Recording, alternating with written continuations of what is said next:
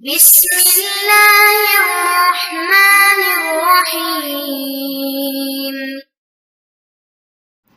بسم اللہ الرحمن الرحیم الحمد للہ نحمده ونصلی علی رسولہ الکریم رب اشرح لی صدری ویسر لی امری واحلل عقدۃ من لسانی یفقہوا قولی۔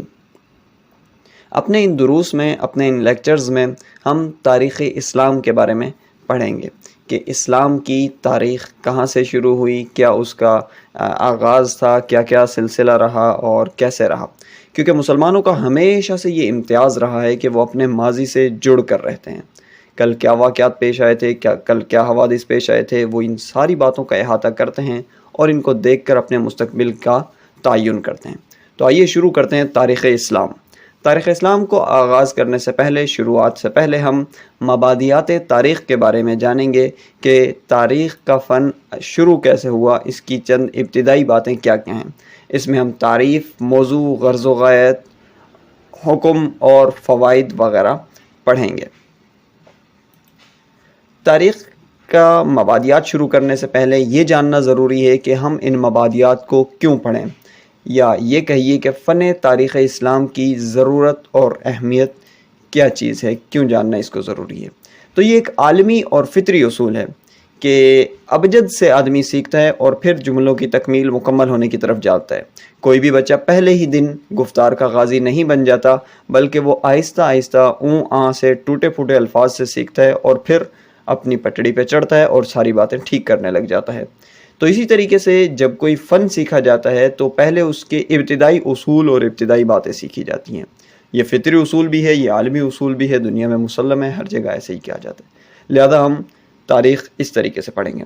دوسرا یہ کہ جب ہم کسی چیز کی مبادیات کے بارے میں واقف ہو جاتے ہیں، جان لیتے ہیں، تو اس فن سے ہمارا ایک تعلق اور ایک مناسبت پیدا ہو جاتی ہے کہ اچھا اس فن میں مجھے یہ چیزیں پڑھائی جائیں گی۔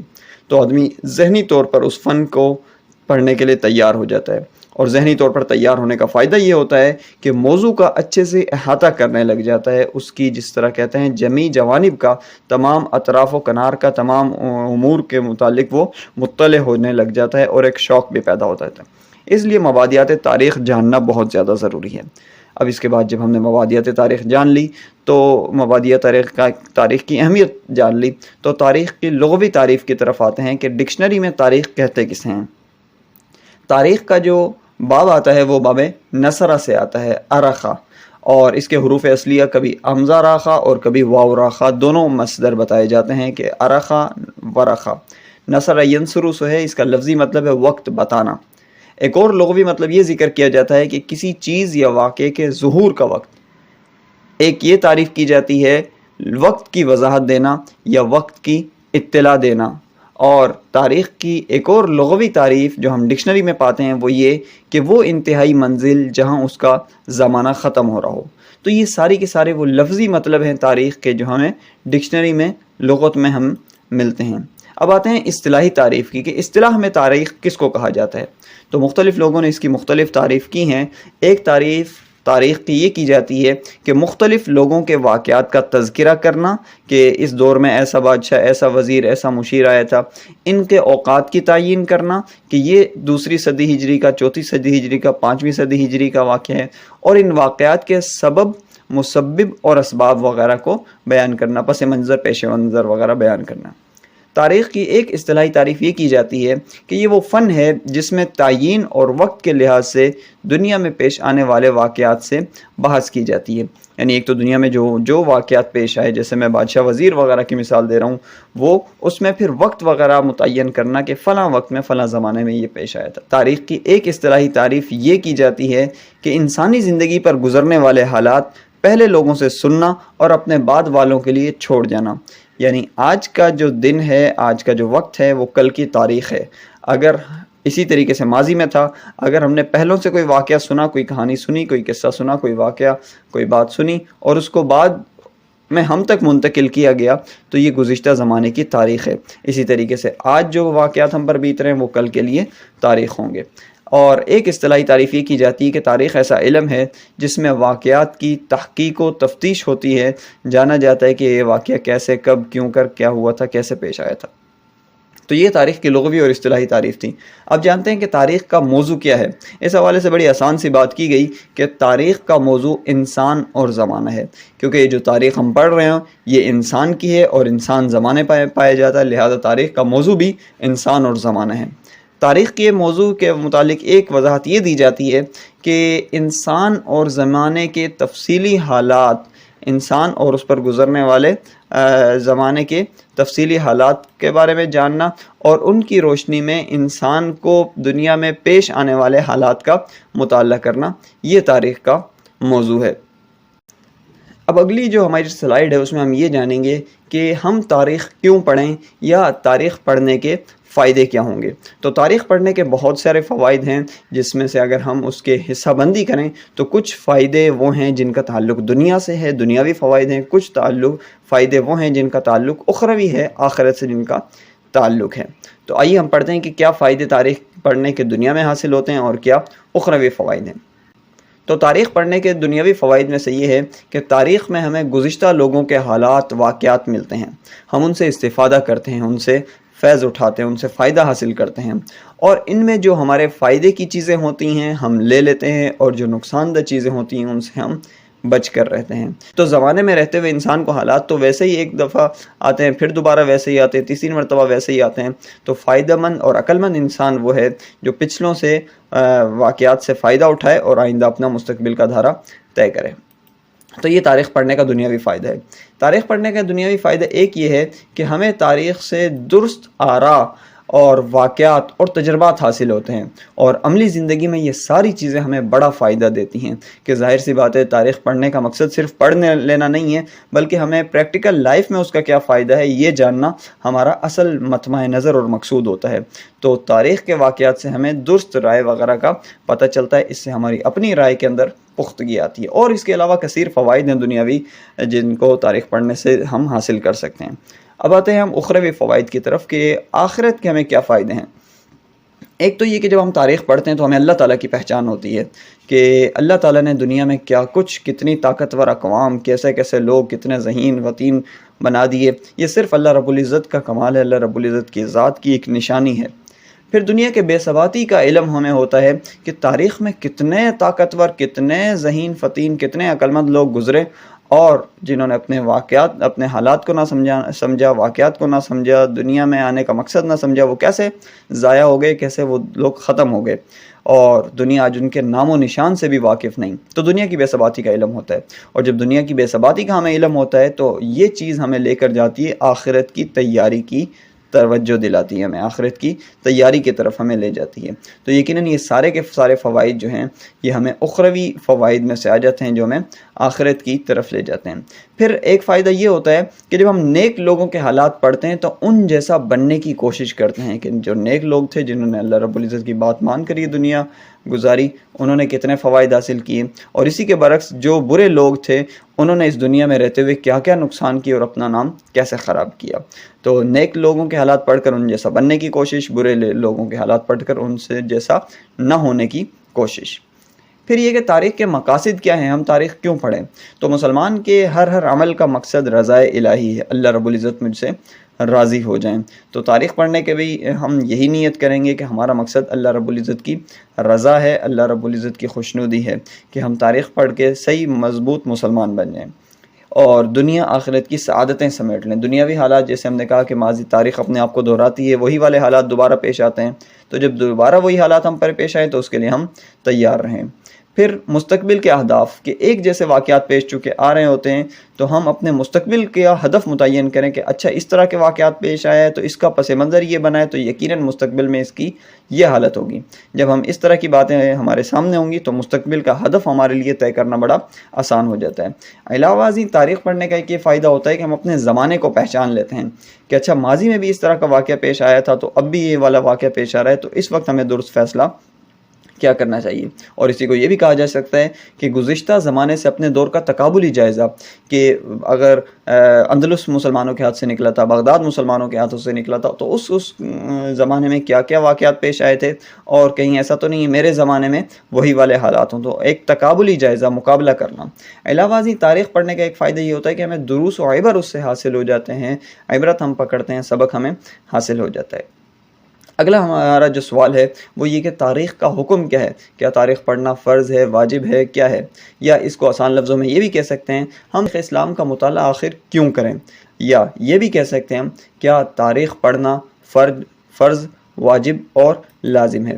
تو اگلی سلائیڈ میں ہم انہی چیزوں کے بارے میں جاننے لگے ہیں، انہی چیزوں کے جواب دینے کی کوشش کریں گے کہ تاریخ کا حکم کیا ہے۔ تو تاریخ کے حکم کے حوالے سے یہ ہے کہ کسی ایک چیز میں تاریخ کا حکم منحصر نہیں ہے کہ لگی بندی ہم کوئی ایک بات کرتے ہیں کہ ہاں تاریخ پڑھنا واجب ہے یا تاریخ پڑھنا ناجائز ہے، حرام ہے، اس طرح کی کوئی ایک بات ہم نہیں کر سکتے، بلکہ تاریخ کا حکم بدلتا رہتا ہے تاریخ کے مواد کو دیکھتے ہوئے۔ لہٰذا کبھی تاریخ پڑھنا واجب ہو جاتا ہے، جیسے کہ نبی علیہ الصلوۃ والسلام کی سیرت، حضرات انبیاء علیہ الصلوۃ والسلام کی سیرت، وہ واقعات جو قرآن مجید میں ذکر کیے گئے، تو تاکہ ہمیں اس سے دروس و عبر حاصل ہو سکیں جو قرآن مجید کا مقصود اور مطلوب ہے۔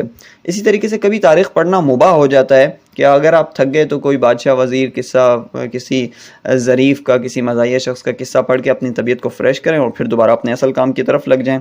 اور کبھی تاریخ پڑھنا ناجائز اور مکروہ ہو جاتا ہے کہ ایسی چیزیں جو اخلاق کو پراگندہ کریں، جو اپنے دین سے دوری کا باعث بنیں، تو اس طرح کی چیزیں ناجائز ہو جاتی ہیں، مکروہ ہو جاتی ہیں، تاریخ میں پڑھنے کی ان کو اجازت نہیں ہوتی، اگرچہ وہ بھی تاریخ کے نام پر ذکر کی جا رہی ہوں۔